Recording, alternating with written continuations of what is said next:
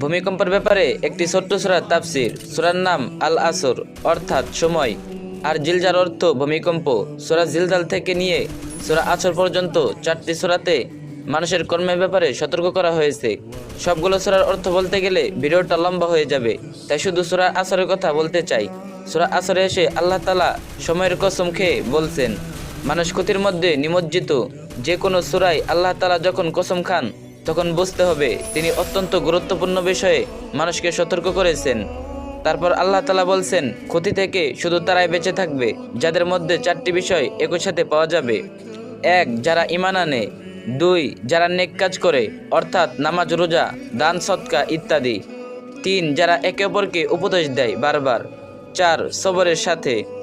এই সূরায় মানুষকে ঈমান ও নেক কাজ করার সাথে 2টি আলাদা বিষয় কথা আল্লাহ তাআলা বলছেন। সে আলাদা 2টি বিষয় আমাদেরকে খুব গুরুত্বপূর্ণ দিয়ে ভাবতে হবে। অধিকাংশ মানুষের ঈমান আছে, ঈমান বলতে মুসলিম। অধিকাংশ মানুষের মধ্যে কি এই 4টি বিষয় উপস্থিত আছে? আমরা বিশ্বাসী, নামাজ, রোজা, যাকাত, সাদাকার মতো অনেক কাজ করি, কিন্তু আমরা কি উপদেশ দান করি আমাদের আশেপাশে? যখন আমরা সূরা ফাতিহা পড়ে দোয়া করি, আল্লাহ তাআলা আমাদের শিক্ষা দিয়েছেন ইহুদিনা বলে দোয়া করতে। আর সিরাত এমন একটি প্রশস্ত পথকে বলা হয় যে রাস্তা দিয়ে বহু মানুষ একসাথে চলতে পারে। আমরা তবে শুধু নিজে আমল করলে হবে? পর্দা আমি করি, কাজের মহিলাটা হিজাব পরে দূর একটা সূরা ভালোভাবে পড়তে পারে না। আমি পাশের বাসার ভাইয়ের সামনে বের হই না, কিন্তু ঘরের মানুষটা ঠিক বেপর্দা ম্যাডামের সাথে গল্প করে। আমি নিজ হালাল রোজগার করি, কিন্তু আমার চাচা সুদের ওপর চলাফেরা করে। নিয়মিত মসজিদে নামাজ পড়ি, কিন্তু একই এলাকার পোলাপান গান বাজনা, সিগারেট নিয়মিত। বর্তমান পৃথিবীতে যে পরিমাণ পাপ, যে পরিমাণ অশ্লীলতা, অনাচার, সেসব ব্যাপারে উপদেশ দান করি আমাদের আশেপাশে বারবার, সবার সাথে। সাহাবাদের বিশ্বাস ছিল মানুষের পাপ যখন বেড়ে যায় তখন ভূমিকম্প হয়, আর বিশেষ মতে ছোট ছোট ভূমিকম্পের পর বড় ভূমিকম্প হয়। যদি আল্লাহ আযাব আসে তবে কি আমাদেরকে ছেড়ে দিবে?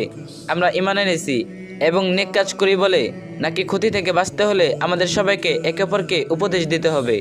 সবরের সাথে কেন বলা হলো? কারণ যখন আপনি কাউকে উপদেশ দিবেন, জানা কথা সে আপনাকে পছন্দ করবে না, তখন আপনি দয়ার সাথে মায়ের সাথে বারবার উপদেশ দিয়ে যাবেন। তাকে নিচু করার জন্য নয়, তার অপরাধের দিকে আঙ্গুল তোলার জন্য নয়, বরং তাকে এবং নিজেকে ক্ষতি থেকে বাঁচানোর জন্য। মানুষ যখন বলে আল্লাহর কসম করছি আমি এটা করিনি, মানুষ আল্লাহর কসম খেয়ে প্রমাণ উপস্থাপন করে যে সে বিষয়টা করেনি। আর আল্লাহ তাআলা এখানে এমন এক বিষয়ে কসম খেয়েছেন যা নিজেই প্রমাণ করে যে আল্লাহ যা বলছেন তা সত্য। আল্লাহ সময়ের কসম খাচ্ছেন, আর সময়ের স্বভাব হচ্ছে ফুরিয়ে যাওয়া।